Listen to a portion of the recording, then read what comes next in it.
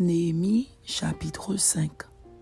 Plainte du peuple contre la cupidité des grands, intervention et désintéressement de Néhémie.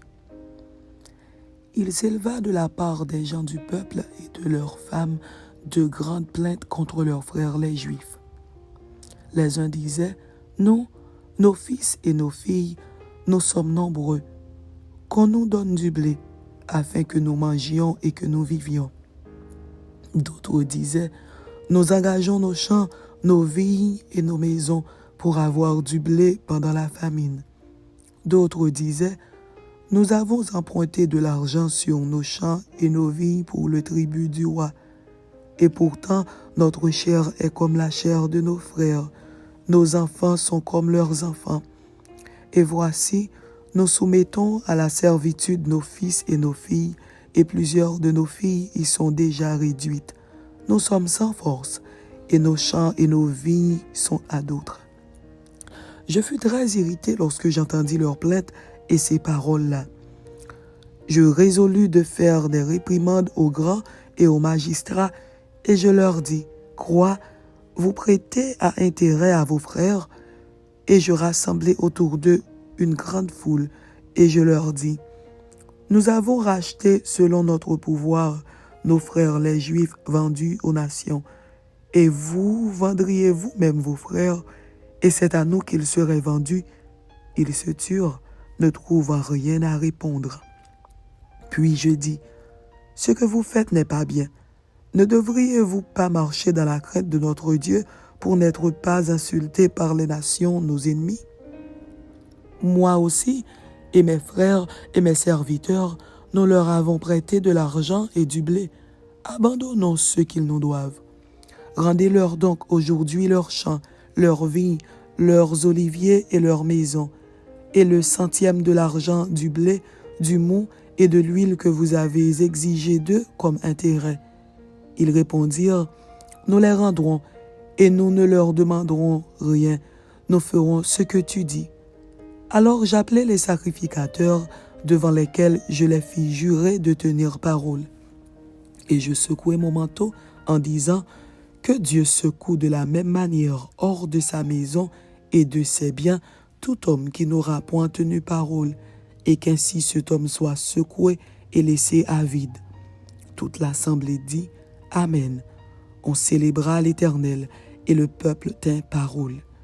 Dès le jour où le roi m'établit leur gouverneur dans le pays de Juda, depuis la 20e année jusqu'à la 32e année du roi Artaxerxès, pendant 12 ans, ni moi ni mes frères n'avons vécu des revenus du gouverneur. Avant moi, les premiers gouverneurs accablaient le peuple et recevaient de lui du pain et du vin, outre 40 cycles d'argent. Leurs serviteurs même opprimaient le peuple. Je n'ai point agi de la sorte, par crainte de Dieu.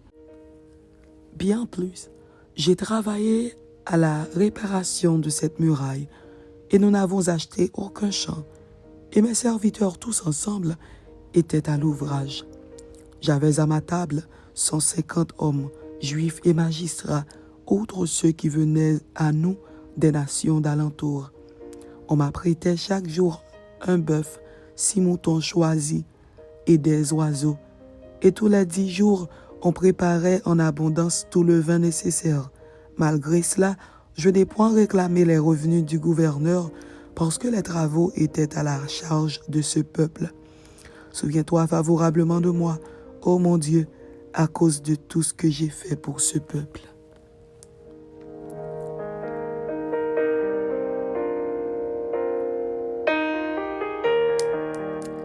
Néhémie chapitre 6. Nouveaux obstacles surmontés par Néhémie. Je n'avais pas encore posé les battants des portes lorsque Sanballat, Tobija, Geshem, l'Arabe et nos autres ennemis apprirent que j'avais rebâti la muraille et qu'il n'y restait plus de brèche.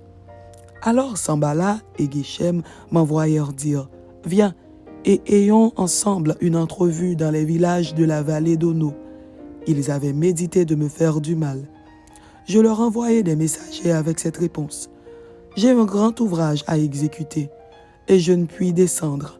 Le travail serait interrompu pendant que je le quitterai pour aller vers vous. » Ils m'adressèrent 4 fois la même demande, et je leur fis la même réponse.